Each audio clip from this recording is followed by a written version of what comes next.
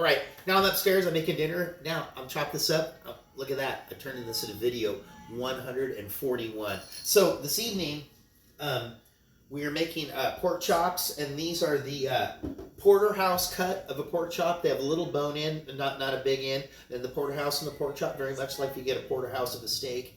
You know, it's got the different pieces, a little bit of the tenderloin in there. I'm doing this broccoli, and this broccoli was just kind of like a big piece. I cut it in half. I peeled the stem, and I blanched that for 4 minutes. And I've dusted that with olive oil, salt, pepper, and I wanted the lemony flavor, so I did a little bit of sumac on there. Here I just have some green beans. I blanched them as well, just because I had the blanch in water, salt and pepper, and I'm going to cook them up with a little garlic over there. Then, earlier on, today was like a Sunday. It's actually Friday, but I've been cooking for like, Rael's been doing stuff, I was doing stuff, and then we did stuff. It's our anniversary. I made some polenta, so we're doing some grilled polenta cakes. And then, on top of the grilled polenta cakes and the pork chop, we're going to make some mushroom gravy. So that's what I'm going to do right now. I'm going to make some mushroom gravy. Here I'm going to use some beef stock. And in that beef stock, I had some dry porcini mushrooms. I don't know, just some leftovers. Soak those in there, pulled the porcinis out. I've got maybe about a pound, almost a pound of mushrooms, sliced mushrooms over here. I know I did all this earlier on in my fussing and fighting. I got my mushrooms. I'm going to cook the mushrooms up in about a tablespoon of olive oil and a tablespoon of butter, just to get the extra flavor. And I have some tamari, dried thyme. All right, let me just get going. I mean, you know how to make fucking gravy, right? Let's see. Oh no! Come here, you. There we go. There's about a tablespoon there.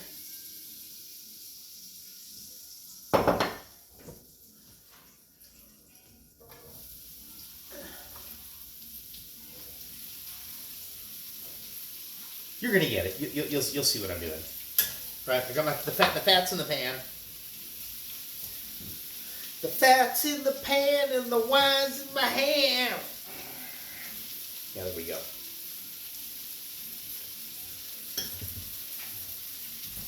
Right here, I've got about a strong tablespoon of minced shallot. I'm going to throw in there as well. I'm just waiting to build up the heat. I've taken it down a little bit. There's a rambling.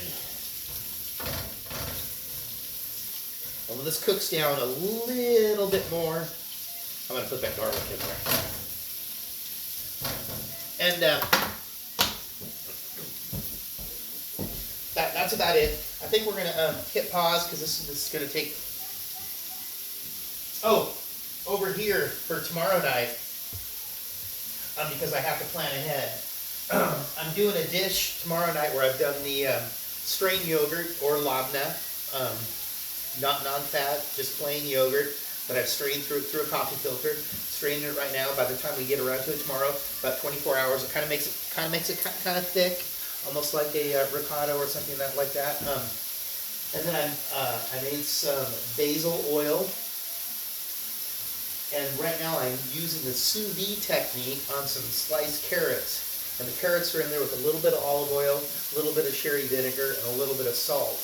And then tomorrow, we're going to take those carrots out, and we're gonna grill them. We're going to put them on that labna, and we're going to have some of that basil oil on it. It's going to be delicious. But anyway, here we go.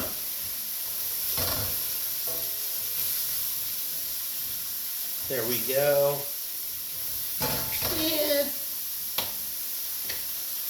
And I got about 3 cloves of garlic.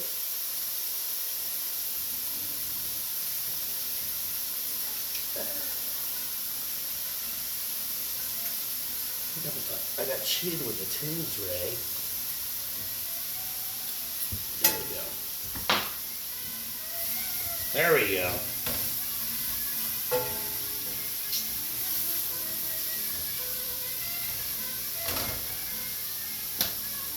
little bit more on that. I got the porcinis there.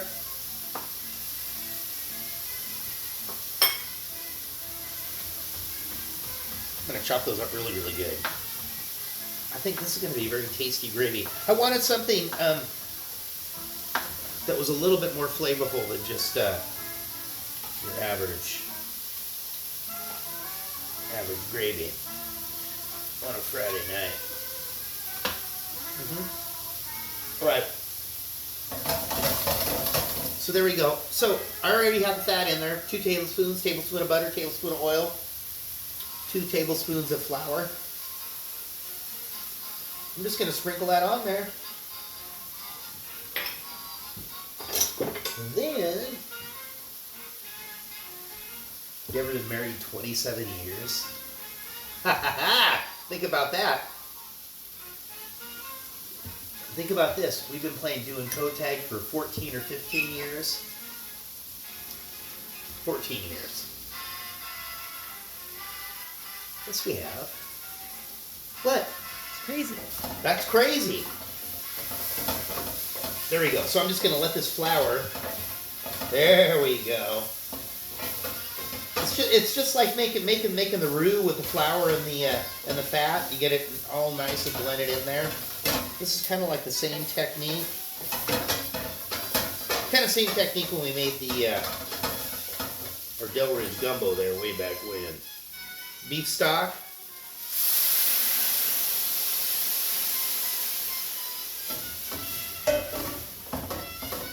And I had a quart of beef stock there. We had really good gumbo in New Orleans. We did. We had some good food in New Orleans. Most definitely. Most definitely we did. We had good food on the whole trip. You know.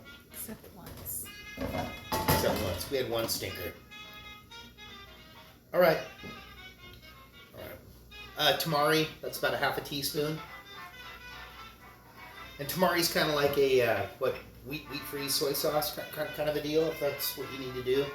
I have about half a teaspoon of dried thyme here. We don't have any fresh thyme, but this is what I'm going to put in there.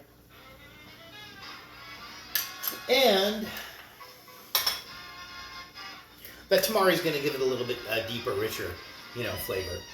I've saw a couple other recipes that I was looking at, researching the mushroom gravy. Sometimes when I make something that's so simple, I kind of want to make sure that I'm doing it the right way. And then when I look at the recipe, it's like, okay, yeah, you still know how to do it. You're doing it the right way.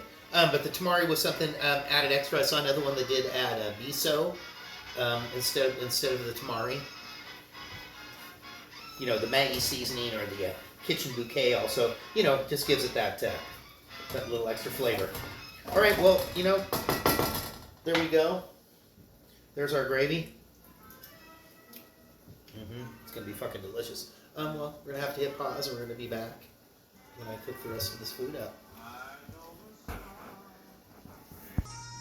See, the thing is we can only listen to this music when we do these videos, so we're listening to other music. Whatever. I got everything outside. I'm going to zip around here. I got some wine. I got some tongs. Dexter's excited. He smells some dogfish. Let's cook it. Follow me.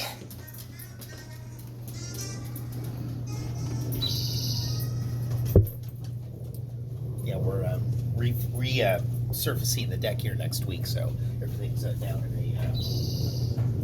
So, pork chocks. I'm thinking, what do you think, Rayo? 5 minutes aside. These are brined. I did put just a little teeny bit of olive oil in them, and I have this burner and this burner. This one's not on. One right in there. 6. Boom. And that's it. I'm not even gonna fuck with the. I'm sorry. The profanity. I'm not gonna mess with the polenta cakes or the broccoli. Until I pull these off, because this stuff isn't going to take long. All right, we'll be back. We're not being able to move the camera. It's going to stay right here. You see some of the smoke. All right, we'll be back. All right, here we go. Oh my God, it's like 11:30. We got totally sidetracked. Mushroom gravy, green beans, broccoli, polenta cake, and the pork chop. So let's make this happen. I'm going to do the plate for rail first, of course. I'm going to get rid of this one.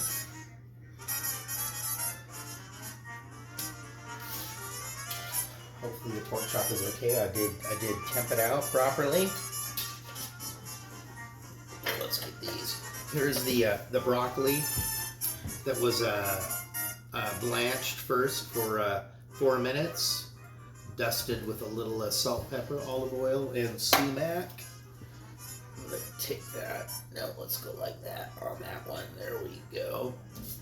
Some green beans, a little garlic, chili flake. Oh no. There we go. And this is a very, very rich gravy by the time this is all cooked down.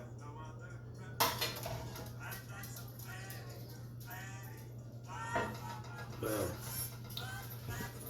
There you go. Happy 27th anniversary, Blaine and Rael. Cook. With a capital C-O-O-K. Welcome to the Wicker Bar. Thank you. I could be cooking this dinner for you. Just give me a call. You come over. We invite guests. We'll have to switch it up every once in a while. Video number 141. 141. On the shores of the Longfellow Creek, beautiful West Seattle. Oh! There she is. Timer. All right, I'm out of here. We're eating dinner. Get up. Go on. Take care of your business.